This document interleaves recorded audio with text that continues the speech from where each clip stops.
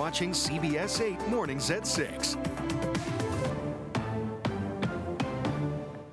We begin with this breaking news out of Chula Vista, where fire crews are responding to the Costco on Broadway. Fire crews told our photographer there at the scene that a malfunctioning exhaust on a generator caused heavy smoke to come from that building. Crews have cleared the scene, but we still don't know if that store will open regular hours 10 a.m., executive members 9 a.m. But as soon as we learn more, including about the it'll open at that right time, we'll pass it along to you here. We saw Chula Vista Fire Department there on scene, so we're going to get more info as that news comes in. All right, so that's the start here on your Tuesday. It is now 6:01. I'm Eric Connard. And I'm Evan Arani. We appreciate you joining us. Let's get things over to Vanessa Paz. She has more on the forecast today. We were talking earlier, a lot of people going to be out watching the Padres game just around noon today, so could be a lot of outdoor activities. That's the benefit of being an early riser. You can get out. Exactly, right? Maybe watch some of the game. That will all be off. That was my favorite thing to do, send my group chat, like, who wants to watch the game? Who's free? And it's funny because I'm in the South Bay. A lot of my friends have kids and their kids are on break. So I know a lot of the parents, I'm talking to you tuning in from the South Bay, have taken the week off. So lucky you to also be able to watch the game somewhere likely and hopefully. The sun's slowly starting to light up the sky here. This is a live look from one of our coastal cams facing the water. And you can see those thick clouds just offshore. Sun will fully light up the sky at about 6:42, setting tonight just after 6:30. As we take a look at current temperatures, we are in the high 60s for a lot of those inland neighborhoods, including El Cajon. Actually, as we start to see the sun light up the sky here, things are cooling down, especially for the inland valleys. Meanwhile, not much change for the coastal areas. High 60s still for Oceanside and downtown. Mid to low 60s in Encinitas as well as Del Mar. All right, 6:02 is the time. Let's go ahead and take a quick look at your roads. We are tracking a crash. This one just popped up on the CAD. Looks like it's on the 15 North right at Miramar. Won't likely slow you down since most folks are traveling southbound this time of morning, but could cause some light brake tapping, so just keep an eye out for that. We're averaging anywhere between 69 and 75 mile per hour speeds coming in from the North County. Here's a quick look at your travel speeds out of Santee as well as La Mesa. Back to you guys. All right, Vanessa, we'll check in a few. In the meantime, one of your top headlines this morning, later this afternoon, the San Diego City Council will decide whether to raise water rates. Now, if passed, rates would increase more than 60% over 4 years. CBS 8's Chris Groh, live downtown. Imagine a lot of folks have a say on this, Chris. Yeah, I think that this is going to be one of those city council meetings where public comment will indeed be quite some time. We're going to hear from a lot of people weighing in on this, especially when you consider the fact that San Diego already one of the most expensive places to live, and now we could be seeing this incremental increase here over the next 4 years, adding up to more than 60%. Now, the proposed increases are attributed to several factors. Let's go over those. They include the cost of importing water to this area, the inflation that is still going on, repairs to aging infrastructure, and investment in future water projects. Now, if approved, these increases would begin in January of next year and continue through 2029. You would see a 14.7% increase in January of 2026, a 14.5% increase in January of 27, then in 28, an 11.5% increase, and in January 2029, that final 11% increase. Now, sewer rates are also going to rise by 31% over the same period. We heard from a number of San Diegans, including one that used to work at the city of San Diego for a number of years. Here's what he had to say to us. I think that San Diego residents are already being stretched, and they're going to be hit with a very steep water rate increase. I've never seen a 63% water rate increase since I've been in San Diego, which has been since 1996. Now, today's meeting, there are two meetings. You have the one that takes place at 10 a.m., but this water rate increase, that's on the 2 p.m. agenda. So make sure that you pay attention to that. If you do want to sign up for public comment, you do so for that 2 p.m. agenda. Eric and Evan. All right, yeah, big increase there. Chris, thank you for that. Homeowners in the city of San Diego have until today to select new trash bin sizes as the city begins charging for collection services, so more fees here. If you don't make a selection before tonight, you'll be sent the largest and most expensive size. Apparently, that's the default. The new bins will be delivered starting next week. You can begin the process at sandiego.gov/trash. The new fees will appear on property tax bills next month.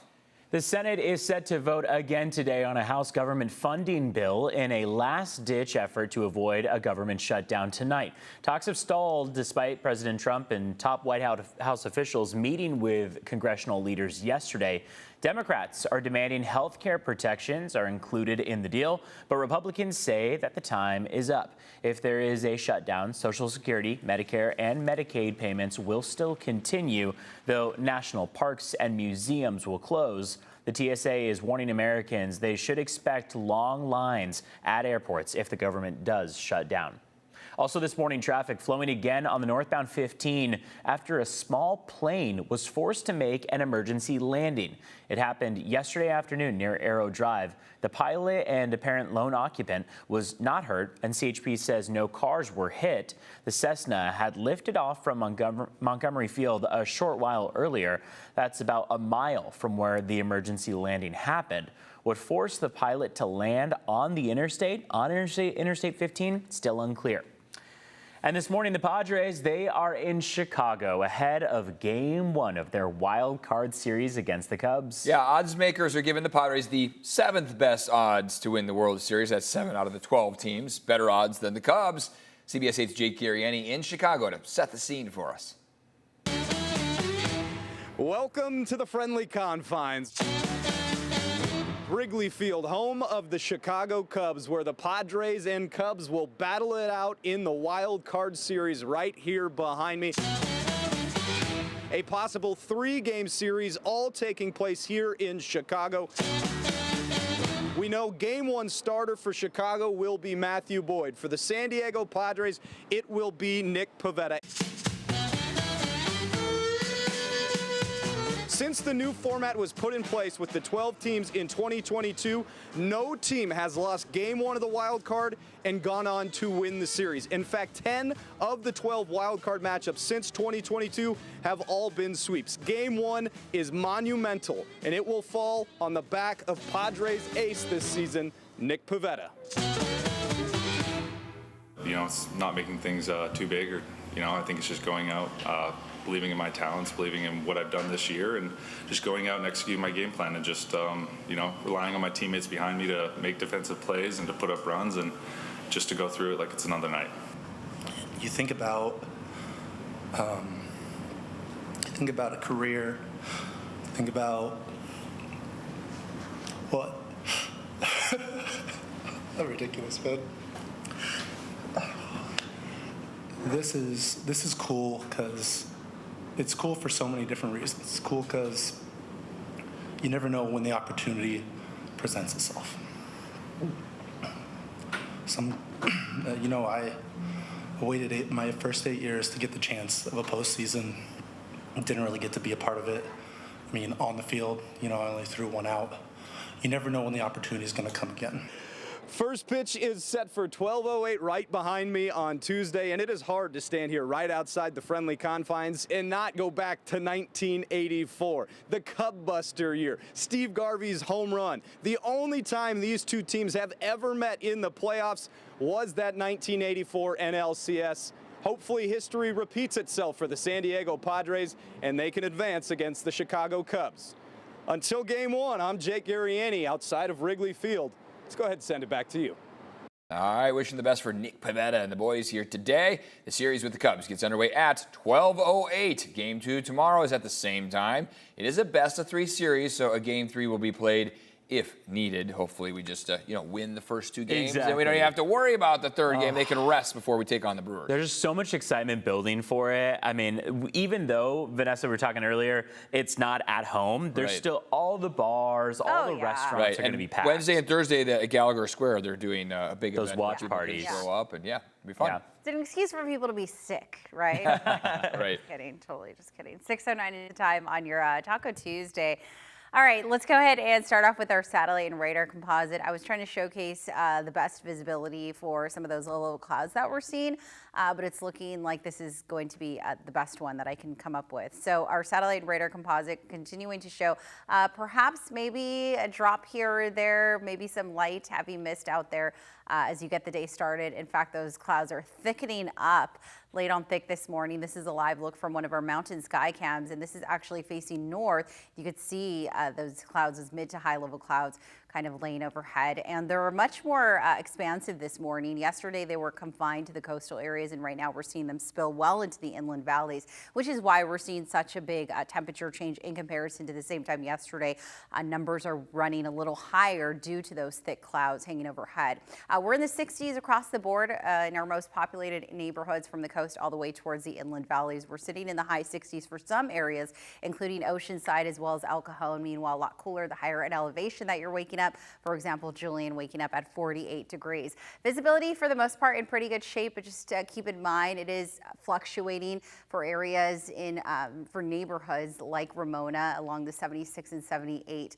I saw it down to about 2 miles or so of viz, and now we're up to 7. So it will continue to probably fluctuate throughout the morning. Here's what I have on tap for today versus where we should be for this time of year. Notice how temperatures still running below seasonal, and even though we're looking at a very minor warm up tomorrow and Thursday, those numbers are still going to run cooler than are pretty normal.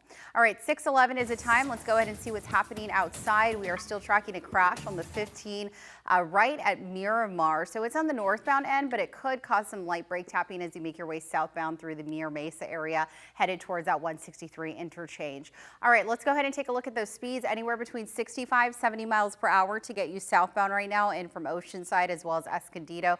No major issues nor delays coming in from Santee or La Mesa headed through the college area. In fact, we're at average speeds anywhere between 68 to 72 miles per hour. We typically see brake tapping for this time of morning out of the South Bay, but I'm not even seeing that. In fact, we're still at average speeds. Remember, green, that's always what we like to see. Coronado, different story though, headed onto the island and from the Barrio Logan downtown area, tapping the brakes pretty heavily, especially once you get towards the toll booth onto the island. All right, travel times right now anywhere between 10 to about 30 minutes or so, headed southbound in from Escondido as well as Encinitas. 78 west from the 15 to the 5 will take you about 15 minutes at last check. 5 to 7 minutes for all of those westbound drives. That includes the 94, the 8, as well as the 52. And if you're traveling in from the South Bay headed northbound, in pretty good shape with the exception of Coronado. That's our slowest drive this Tuesday morning. All right, so let's go ahead and take a look at those border wait times. They are thick. If you know anyone coming in from TJ and they typically use the Otay Mesa port of entry, maybe they opt for the San Ysidro instead. It's usually the other way around. Typically we see the slowest wait in from San Ysidro. Not the case this morning. Not sure what's happening there. Maybe some sort of activity. Over 2 hours though in from San Ysidro's port of entry. Well over that coming in from Otay Mesa.